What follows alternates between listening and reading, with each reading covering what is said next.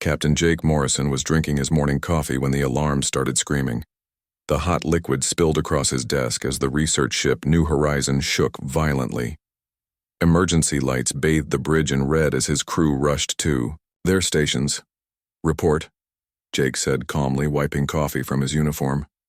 12 ships just dropped out of hyperspace, called out Lieutenant Ben Harris from the weapons station. "They're big, Captain, really big." Dr. Lisa Carter looked up from her science station, her eyes bright with excitement. "The energy signatures are incredible. I've never seen anything like this technology before." Engineer Maya Rodriguez was already at work on her console. "Their weapons are powering up. These aren't friendly visitors, Captain."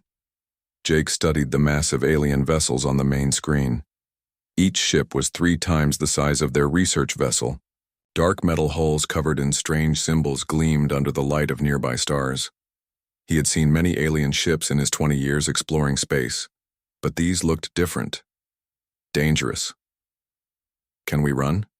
Jake asked. Maya shook her head. "They've got us surrounded. Our engines are good, but not that good." "Incoming message," Ben reported. "It's coming through on multiple frequencies." "Put it through." The main screen flickered and showed a creature that made the humans step back in surprise. It stood nearly 8 feet tall with dark purple skin that seemed to shine like metal. 4 arms emerged from its broad shoulders, each ending in hands, with too many fingers. Its head was elongated, with 6 eyes arranged in 2 rows. When it spoke, rows of sharp teeth became visible. "I am Commander Vexithul of the Zephyrian Empire. Your vessel is now property of the Empire. You will surrender immediately, or be destroyed." Jake looked around at his crew. Ben's hand was moving toward the weapons controls, but Jake shook his head slightly. Maya was studying the alien's image with the same focus she used when solving engineering problems. Lisa was practically bouncing with curiosity. "This is Captain Jake Morrison of the research vessel New Horizon. We're scientists, not soldiers. We're just studying stellar formations in this sector." Commander Vexthul's 6 eyes narrowed.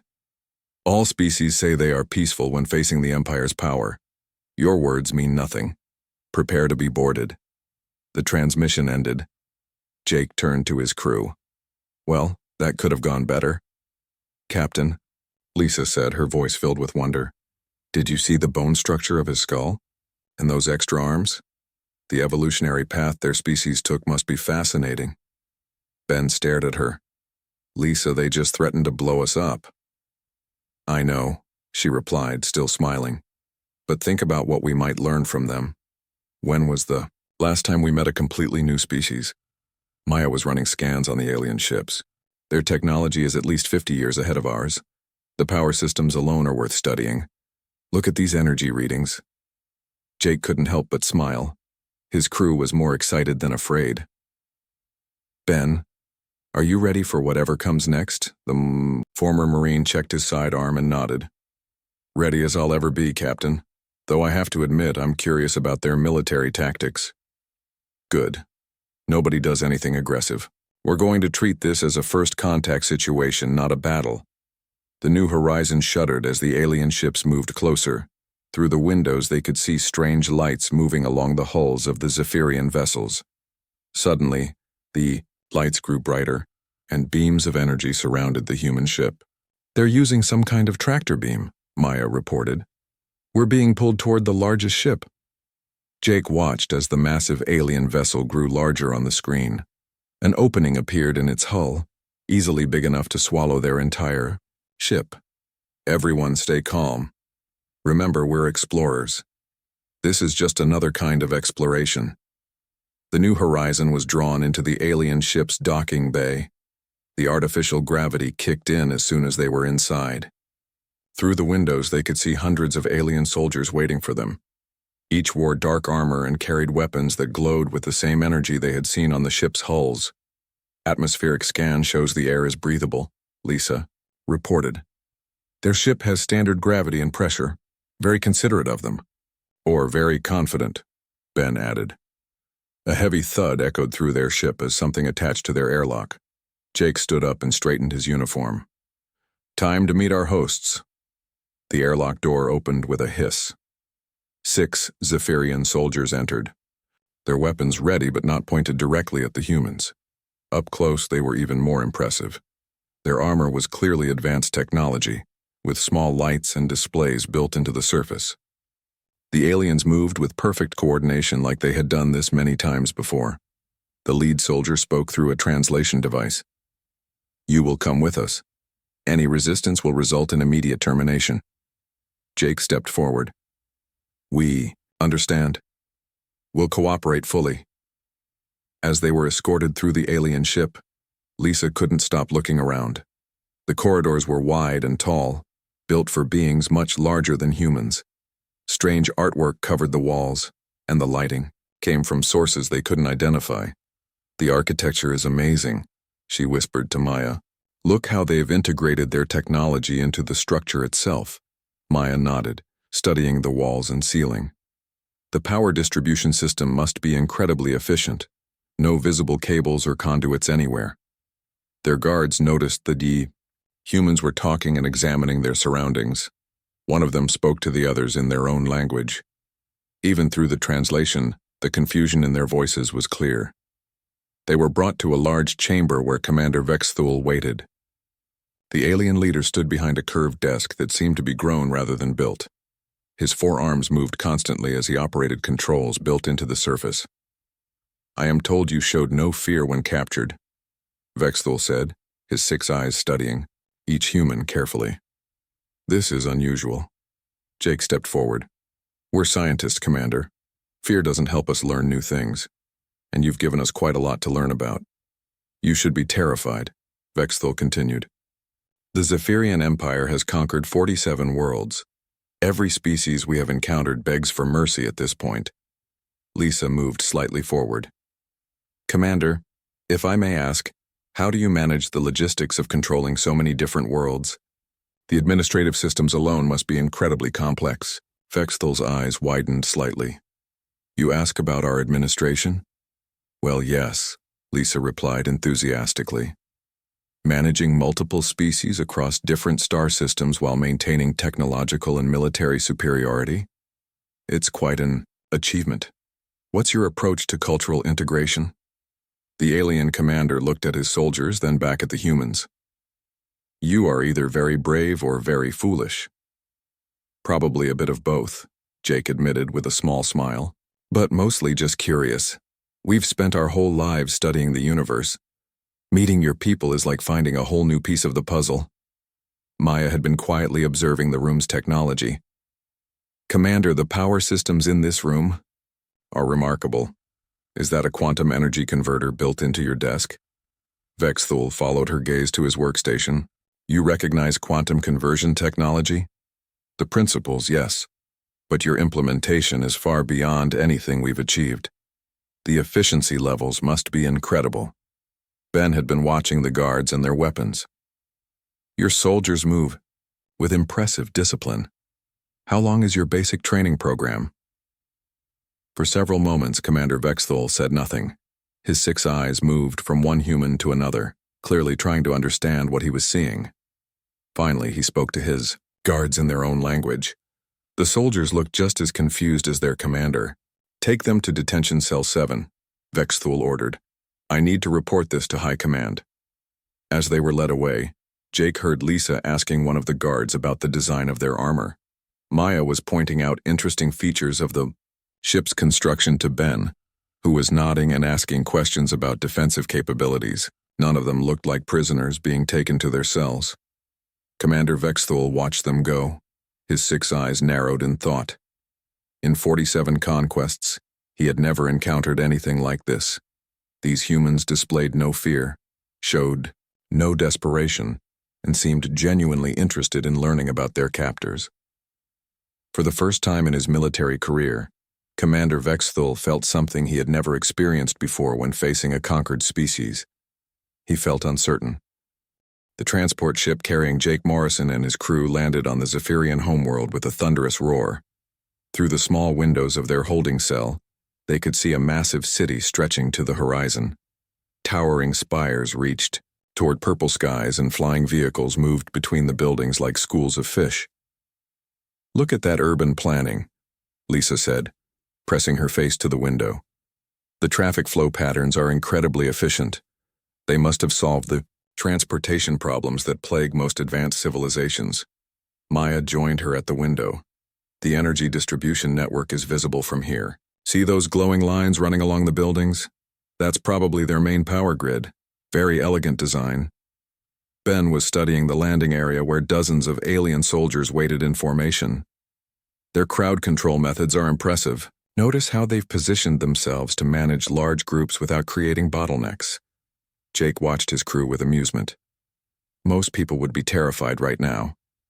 Most people don't get to see an entirely new civilization, Lisa replied. This is the chance of a lifetime.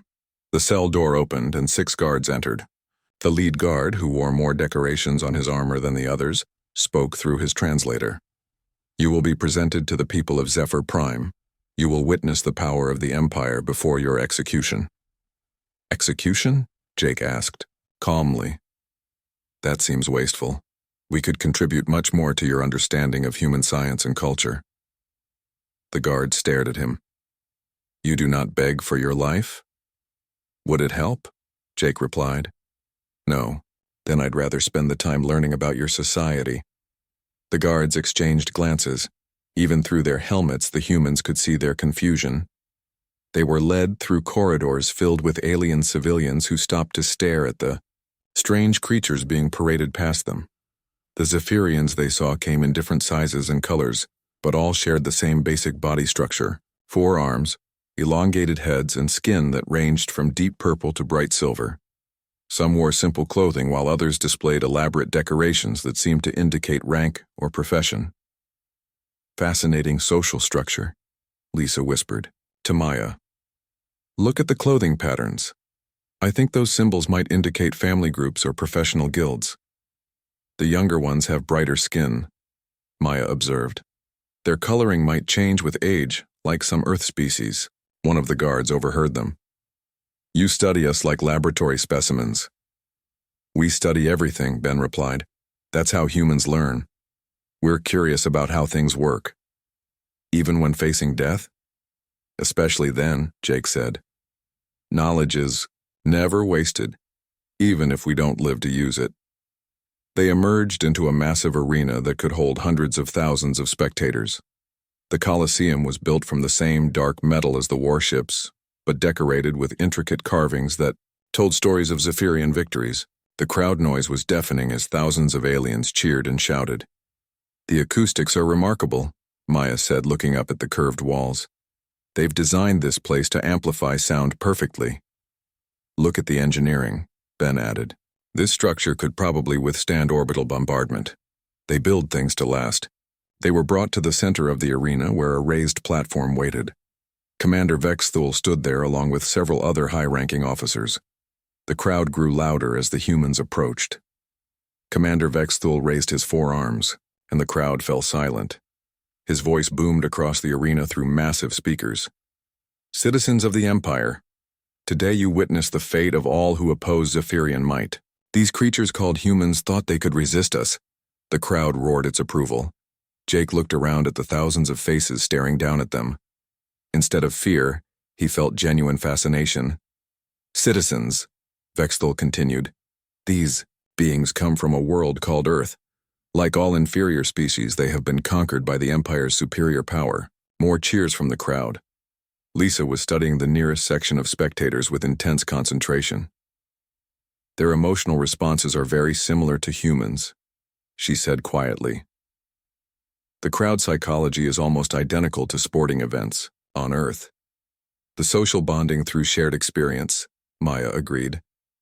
They're reinforcing group identity through collective witnessing of dominance. Commander Vexthul gestured toward the humans. Do you have any final words before facing justice? Jake stepped forward. The arena fell completely silent. Hundreds of thousands of alien eyes focused on him. He cleared his throat and began to speak. Citizens of Zephyr Prime, thank you for this opportunity to address you. In my travels across the galaxy, I have seen many civilizations, but none as impressive as yours. Confused murmurs rippled through the crowd. This was not what they expected to hear. Your engineering achievements are remarkable, Jake continued. Your city planning, solves problems that have challenged species across the galaxy. Your military organization shows incredible discipline and efficiency. Commander Vexthul stared at him. You praise your conquerors. I acknowledge excellence when I see it, Jake replied. Your people have built something extraordinary here. The question I have is why you feel the need to conquer others to prove it. The crowd was completely silent now.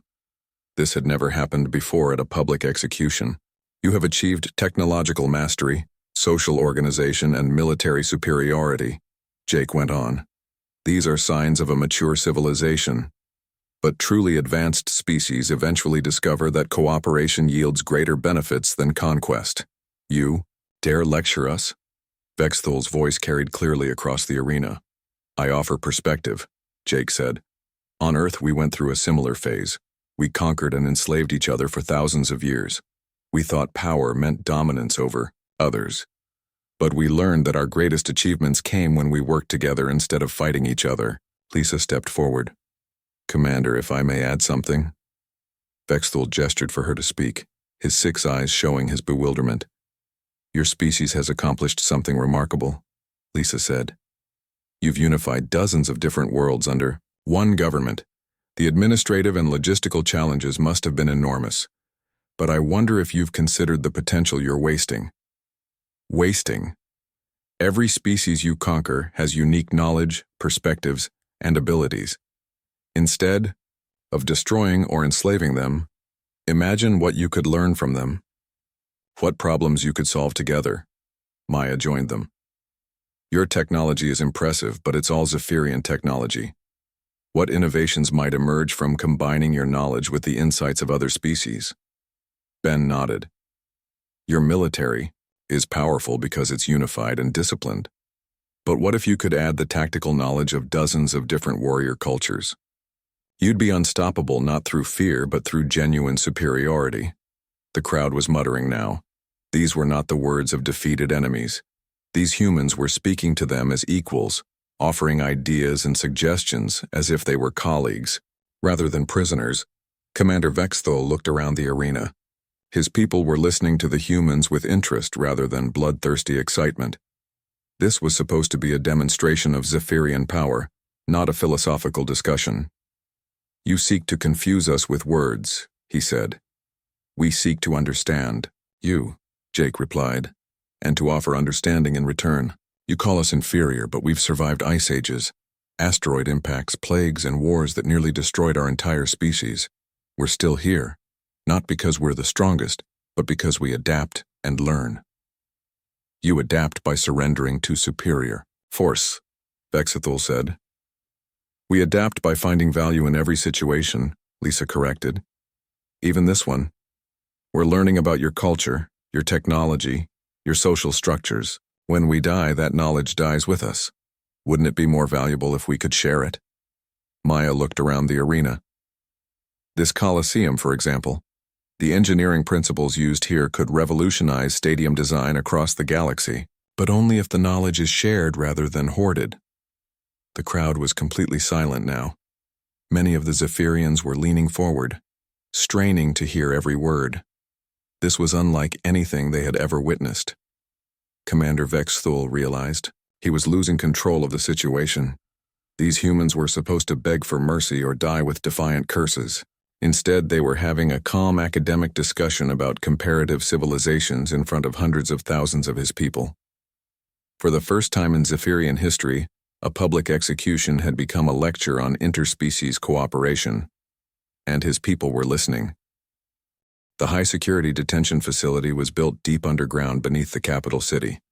The walls were made of reinforced metal that could withstand weapons fire, and energy fields blocked every entrance. Commander Vexthul walked through the corridors with heavy steps, his forearms moving restlessly as he thought about what had happened in the arena. The public execution had been a disaster. Instead of cheering for Zephyrian superiority, the crowd had listened with fascination to the humans' words about cooperation and shared knowledge. Some citizens had even started discussing the ideas among themselves as they left the Colosseum. Hein. Command was not pleased. Vexthul stopped outside the first interrogation room. Through the transparent wall, he could see Jake Morrison sitting calmly at a metal table. The human captain was examining the room's construction with obvious interest, running his fingers along the smooth surfaces and testing the strength of the restraints. "Begin recording," Vexthul ordered the technician. He entered the room and took the seat across from Jake. "Captain Morrison," Vexthul said, "you and your crew have created a problem for the Empire." Jake looked up with a slight smile. "We didn't mean to cause trouble. We were just being honest about what we observed. Your honesty is the problem. The people are asking questions they have never asked before." "That's generally what happens when people start thinking," Jake replied. "What kind of questions?" Vexthul leaned back in his chair. "Questions about why we conquer instead of cooperate. Questions about what knowledge we might be destroying when we eliminate other species. Questions about whether there might be better ways to expand the Empire. Those sound like good questions to me."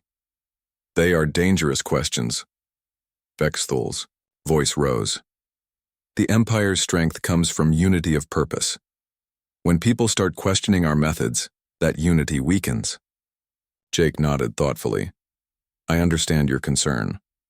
But respectfully, Commander, true strength doesn't come from people following orders without thinking. It comes from people who understand why they're doing something and choose to do it anyway." "You speak as if you know about strength. Your species was easily captured." "Our ship was easily captured," Jake corrected. "Our species has survived things that would destroy most civilizations.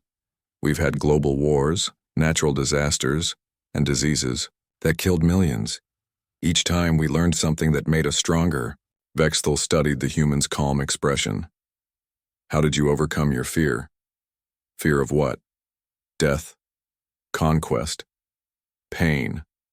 All the things that make other species submit to our will." Jake considered the question seriously. "We didn't overcome fear, Commander. We learned to work with it. Fear keeps us alive by warning us about danger. But it becomes a problem when it stops us from thinking clearly." "And you think clearly now?" "I try to. Fear would tell me to lie to you, to say whatever I think you want to hear. But that wouldn't help either of us learn anything useful." Vexthul made notes on his tablet. Nothing the human said matched the psychological profiles of conquered species. He moved to the next room. Lisa Carter was sitting cross-legged on the floor, her eyes closed in meditation. When Vexthul entered, she opened her eyes and smiled warmly. "Commander, I was hoping we could continue our conversation. I have so many questions about Zephyrian biology. You are here to be questioned, not to ask questions. Of course, but questioning is a two-way process, isn't it? I answer your questions, you answer mine, and we both learn something valuable." Vexthul sat down heavily. "Dr. Carter, do you understand that you are going to die?" "Probably," Lisa agreed cheerfully. "Most living things do eventually, but that doesn't mean the time we have is worthless. You show no fear of death." "I show appropriate concern," Lisa corrected. "But fear would prevent me from appreciating this incredible opportunity.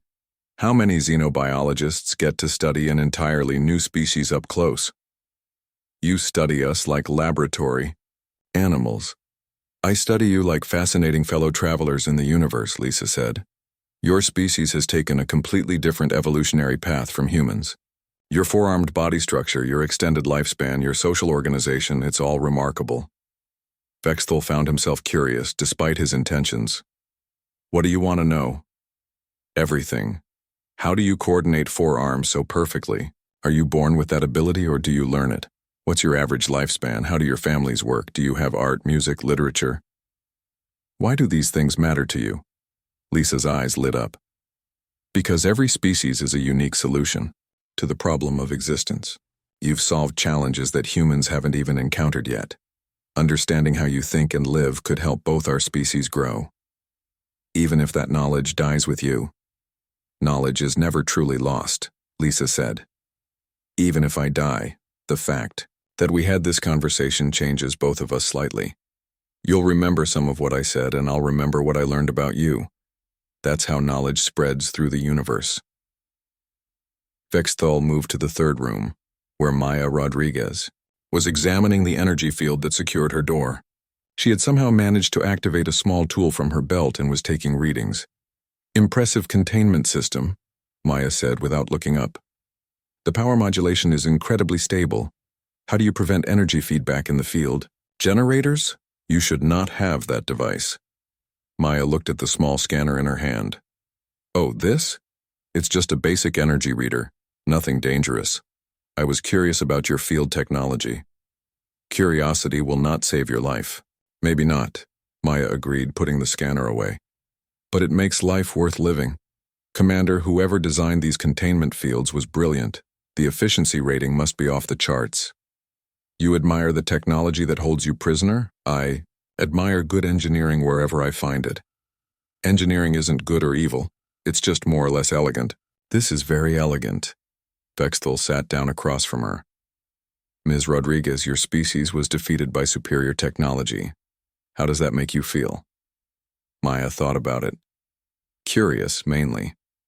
Your ships are clearly more advanced than ours, but I'd love to understand how you achieved that advancement. What power sources do you use? How do you manage the energy distribution? What materials allow your hulls to withstand such massive weapon impacts? You want to learn our military secrets?" "I want to understand the science behind them. The applications could revolutionize peaceful space travel as much as warfare." "You would use our knowledge against us?" Maya looked surprised. "Why would I do that? If I learned how to build better engines, I'd want to share that knowledge with everyone. Better transportation benefits all species." "You would give advanced technology to potential enemies?" "I'd give advanced technology to fellow sapient beings who could use it to improve their lives. The universe is big enough for everyone to prosper." Vexthal made more notes. The human engineer showed no desire for revenge or conquest, only genuine interest in learning and sharing knowledge. The final room held Ben Harris, who was doing push-ups on the floor. He finished his set and stood up when Vexthal entered. "Commander, good to see you again. Lieutenant Harris, you were a soldier." "Still am, in a way. Once a Marine, always a Marine. Yet you show no anger at being captured by an enemy force." Ben considered this. "You're not really my enemy, Commander. You're just someone with different objectives than mine. I can respect professional soldiers even when we're on opposite sides. We conquered your ship easily. You had superior numbers and technology. That's not a failure on our part, it's just a tactical reality. Good soldiers adapt to changing circumstances. How do you adapt to the circumstance of facing execution?" "Same way I adapt to any mission," Ben replied. "I assess the situation, identify objectives I can accomplish, and do my best to complete them." "What objectives can you accomplish as a prisoner?" "Learn about your military structure. Understand your tactics, observe your technology. Gather intelligence that might be useful someday." "Intelligence for who?" "You will be dead." Ben shrugged. "Maybe. But the information still has value. Even if I don't survive to use it, the act of gathering and understanding it serves a purpose." "What purpose?" "Understanding how things work makes them less frightening. Your military is impressive, but it's not magical. It follows logical principles. Once you understand the principles, you can predict behavior and develop countermeasures." Vexthal stared at him. "You analyze us to find weaknesses?" "I analyze everything to understand how it works. That's what intelligence officers do, but understanding something doesn't mean wanting to destroy it. Your military serves your people's needs. I can respect that even if I don't agree with your methods." "You do not hate us for capturing you?" "Hate wastes energy," Ben said simply. "I'd rather spend that energy learning something useful." Vexthal left the detention facility with his head spinning. 4 humans. 4 completely different personalities, but all showing the same inexplicable lack of fear. None of them begged, threatened, or tried to bargain for their lives. They treated their imprisonment as an educational opportunity. In 47 conquests, he had never encountered anything like it. For the first time in his career, Commander Vexthal was beginning to wonder if the Empire had made a mistake. Commander Vexthal stood in the central command center of the Zephyrian flagship. staring at the data screens that covered every wall. For 3 days, he had been reviewing the psychological profiles of every species the Empire had ever conquered. The patterns were clear and had never changed until now. The Corvallians had begged for mercy before surrendering their homeworld. The Theta Centauri colonies had fought desperately until their fleets were destroyed, then submitted in defeat. The crystalline beings of Nexus 7 had tried to bargain with their advanced mathematics, offering calculations in exchange for their lives. Every single species had responded to Zephyrian conquest with fear, anger, desperation, or attempts at negotiation.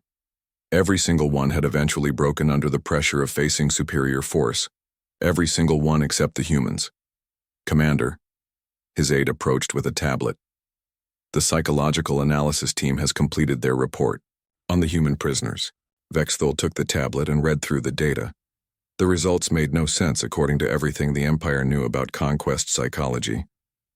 They show no elevated stress hormones, Vexthul read aloud. No signs of psychological breakdown. No attempts at deception or manipulation. Their behavior patterns remain consistent with their pre-capture baseline. Yes, sir. It's as if they don't understand their prisoners. Oh, they understand, Vexthul said grimly. That's what makes this so disturbing. He activated the communication system and called up the detention facility. Bring the humans to conference room 7, all 4 of them together. Sir, security protocols recommend keeping them separated. They're not trying to escape or resist, they're just thinking. Bring them up.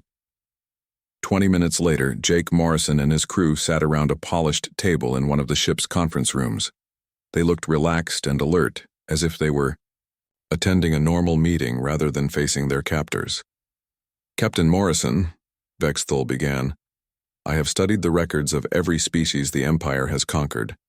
Your behavior does not match any known pattern. I'm not surprised, Jake replied. Humans tend to be unpredictable, even to ourselves. When faced with superior force, species either submit through fear or resist through anger. You do neither. Lisa leaned forward with interest. That's a fascinating observation about conquest psychology. Have you documented the emotional responses of different species? Dr. Carter, you are missing the point. You should be terrified. Why? Maya asked genuinely. Terror wouldn't change our situation. We're still captured, you still have superior technology, and we're still going to die. Fear would just make us miserable while we wait. Ben nodded in agreement. In the military, we learned that panic kills more soldiers than enemy fire. Staying calm and thinking clearly gives you the best chance of survival, but you have no chance of survival, Vexthul pointed out. Probably not, Jake admitted. But we have a chance to learn something valuable before we die. That's not nothing. Vexthul walked to the window and looked out at the stars. The empires. Power comes from the fear we inspire. When species see our fleets, they know they cannot win. They surrender or they die fighting, but they always understand they are facing something greater than themselves. You are greater than us in some ways, Lisa said. Your technology, your military organization, your ability to coordinate across multiple star systems, those are impressive achievements. Then why do you not submit? Because being less advanced doesn't make us less valuable, Maya replied. We're different, not inferior. We have things to offer that you might find useful. Such as, Jake thought, for a moment. Perspective, for one thing. You've been conquering for so long that you might not see other possibilities. We've been exploring and learning for generations. We might see solutions you've overlooked. What solutions? Well, Lisa said, you mentioned that maintaining control over 47 different worlds is challenging. What if instead of ruling through fear, you created partnerships? Species that wanted to work with you would be more productive than species that obeyed you out of terror. Vexthul turned back to face them. Partnership requires trust. How can we trust species that might betray us? How can they trust you when you conquer them? Ben countered. Trust has to start somewhere, usually with the stronger party making the first move. You suggest we show weakness? I suggest you show confidence, Jake said. Only weak leaders need to rule through fear. Strong leaders can afford to be generous because they know they can handle whatever comes. Maya nodded. On Earth, our most successful civilizations were the ones that incorporated the best ideas from other cultures. The ones that tried to dominate through force alone usually collapsed eventually. Your Earth civilizations were primitive compared to the Empire. Maybe, Lisa agreed. But they lasted. The Roman Empire conquered most of the known world through military might, but it fell apart when it couldn't adapt to changing circumstances. The civilizations that survived were the ones that learned to change and grow. Bexthal sat down heavily in his chair. You speak of things that would fundamentally alter the Empire's structure. All successful organisms adapt to their environment, Lisa said. The Empire is like a living thing. It needs to evolve or it will eventually face something it can't conquer. Like humans? Like the challenges of ruling 47 different worlds with different needs, different resources, different problems, Maya explained. Military force can conquer territory, but it can't solve economic problems, environmental disasters, or social conflicts. You assume our conquered worlds have problems? Ben looked at him seriously. Commander, with respect, every world has problems. The question is whether you're solving them or just suppressing them. What do you mean? Suppressed problems don't go away, Jake explained. They grow in secret until they explode. If people are afraid to tell you about difficulties, those difficulties get worse until they become catastrophes. Our intelligence services monitor all our worlds. But do they monitor for problems or just for rebellion? Lisa asked. There's a difference between preventing uprisings and preventing genuine crises. Bexthal was quiet for a long moment. You claim to offer solutions. What would you propose? Start small, Maya suggested. Pick one world with a significant challenge. Instead of imposing a solution, ask the local population what they need. Combine their knowledge of local conditions with your advanced technology. See what happens. And, if they rebel, then you handle it the same way you always have, Ben said. But they probably won't. People rarely rebel against someone who's helping them solve their problems. You make it sound simple. Simple, yes. Easy, no, Jake clarified. It would require changing how your people think about other species. It would mean training administrators, instead of just soldiers. It would mean accepting that other species might have valuable ideas. And you believe this would make the Empire stronger? We believe it would make the Empire more stable, Lisa said. Fear-based control has to be constantly maintained. Cooperation-based relationships tend to be self-sustaining. Bexthal looked at each of the humans in turn. You realize you are describing the end of the Empire as we know it. We're describing the evolution of the Empire into something better, Maya corrected. Something that could last for millennia instead of decades. What makes you think the Empire won't last? History, Ben said simply. Every empire in human history that relied purely on military conquest eventually fell. They got too big to control, too expensive to maintain, or they met someone stronger than they were. But the empires that lasted were the ones that learned to build instead of just conquer, Jake added. They created things that people wanted to be part of instead of things they had to be forced to accept. Bexthal stood up and walked to the wall display showing the locations of all Zephyrian-controlled worlds. 47 red dots scattered across the galaxy, each representing millions of beings living under Zephyrian rule. For 47 conquests, we have never had this conversation, he said quietly. That's because you've never conquered anyone like us before, Lisa said. What makes humans different? Jake smiled. We're not different, Commander. We're just stubborn enough to keep being ourselves even when it's inconvenient. And what you are is curious, Maya added. And adaptable, Ben continued, and hopeful, Lisa finished. We believe things can always get better if you're willing to work at it. Bexthal turned back to face them. High Command expects me to execute you publicly tomorrow. Then do it, Jake said calmly. But remember this conversation. Remember that there might be other ways to be strong. For the first time since the capture, Bexthal felt something he had never experienced in his military career. He felt doubt about the Empire's methods, and for the first time in Zephyrian history, a Commander was wondering if conquest was really the best way to build a civilization that would last. The High Command Chamber was built in the heart of Zephyr Prime's capital, deep beneath layers of armor and shielding that could protect it from orbital bombardment. 12 of the Empire's most powerful military leaders sat around a circular table made from a single piece of crystallized metal that had come from their first conquered world. Commander Vexthul stood in the center of the circle, feeling the weight of 24 eyes studying him. Above their heads, holographic displays showed tactical information from across the Empire. Fleet positions, resource allocation, potential threats. Everything looked normal, except for one small detail that was causing enormous concern. Commander Vexthul, spoke Supreme General Kralvex, the highest-ranking military officer in the Empire. Explain to us why 4 humans are still alive. Supreme General, the situation with these humans is unlike anything we have encountered before. They are prisoners awaiting execution. What complexity could there be? Vexthul activated his personal display and showed recordings from the interrogations. These beings display no fear, no desperation, no anger. They treat their captivity as a learning experience. Perhaps they are simply defective examples of their species. I do not believe so, Supreme General. Their behavior is consistent with human psychological patterns observed by our intelligence services. They appear to be normal representatives of their species. General Thexmore leaned forward. Commander, are you suggesting that all humans respond to conquest this way? Based on available data, it appears likely. The room fell silent.